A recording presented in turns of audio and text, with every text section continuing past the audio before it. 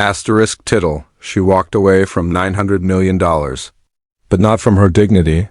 Voiceover, they say power respects power, asterisk, but sometimes power shows up in a room where it was never truly welcome. And it leaves that room even stronger, asterisk. This is the story of Alyssa Monroe.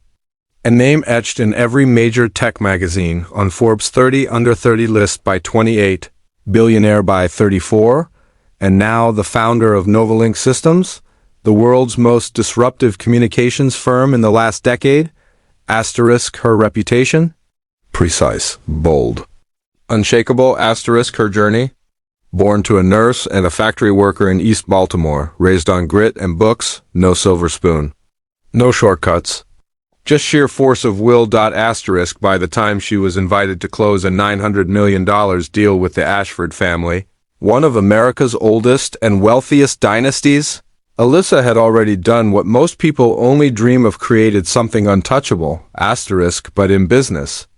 Legacy money often sees brilliance through a foggy lens, asterisk, so when the Ashfords invited her to their Aspen private estate, claiming it was for final handshakes and a celebration of partnership, Alyssa expected hard questions, not backhanded. Greetings and generational arrogance. It started the moment she landed. No chauffeur, no formal welcome. Instead, a housemaid frazzled and uncomfortable met her at the gravel driveway.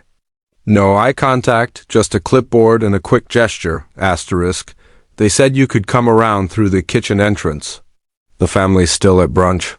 The kitchen. Alyssa blinked, asterisk, her suitcase in one hand, her laptop bag slung over the other. Shoulder, she stood motionless for just a moment too long. The wind was biting, but not colder than the tone in the woman's voice. Asterisk, she smiled politely. No problem, lead the way. But her spine straightened as she walked, one lesson her mother had taught her early. Don't let discomfort shrink you.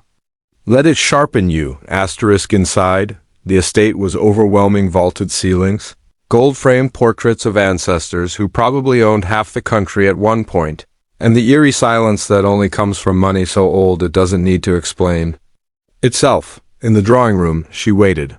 No water offered. No assistant briefed. No hospitality extended. 20 minutes later, they arrived. George Ashford. White-haired, tall, the kind of man who held eye contact a second too long, like it was a test. Madeline Ashford, perfectly preserved by Botox and bred entitlement. And finally, their son Blake, charming, polished, and dangerously smug. George didn't stand. He gestured to a seat like he was granting access to royalty, asterisk. Well now, he said, the genius herself. Alyssa sat. Blake leaned forward first. That same white-collar grin plastered across his face. Asterisk, I've read everything about you. Inner-city prodigy. Single mom, scholarships, the whole bootstrap legend. Incredible. Asterisk, Alyssa tilted her head. Glad to know my resume's like a bedtime story. Asterisk, Blake laughed too loud. George did not. He simply steepled his fingers. We're excited to work with you. Novalink is promising. Young, we like young things. The implication wasn't lost on her. That night, dinner was formal. The table was too long for the number of guests. Yet she was deliberately seated at the far end, isolated. Like decoration, conversation drifted around her, private art deals, wine auctions. A senator's daughter's second divorce, asterisk, nobody asked her about her vision.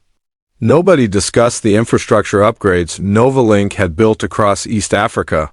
Nobody cared to ask what she saw in the next evolution of communications, asterisk, until Madeline turned wine glass in hand and asked, asterisk, do you ever find it exhausting? Being inspirational all the time? Alyssa paused. Inspirational? Asterisk, Madeline smiled innocently. You know? Breaking ceilings, building empires, carrying the hopes of an entire demographic. It must be quite the weight.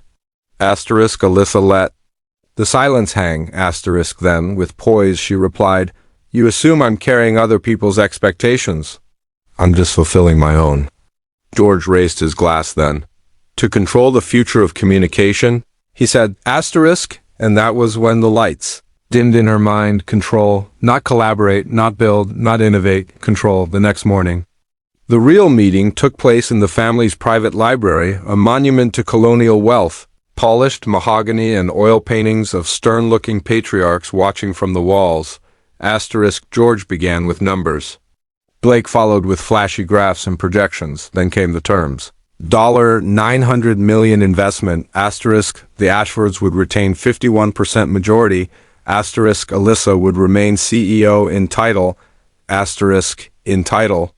She asked, Blake smiled. We're not questioning your leadership, just thinking long-term strategy. Our experience in global operations makes us ideal stewards. She closed her folder slowly. Her silence was not submission, it was calculation, finally. She stood. Let me tell you something, she began. I built Nova Link on rejection. I pitched to 142 investors before one believed in me. I spent nights sleeping in data centers to get our first product stable. I taught myself satellite coding because no one would hire someone who looked like me to do it. I didn't come here for stewardship, I came for partnership. George raised an eyebrow. And if those terms are non-negotiable? Alyssa looked him in the eye. Then neither am I.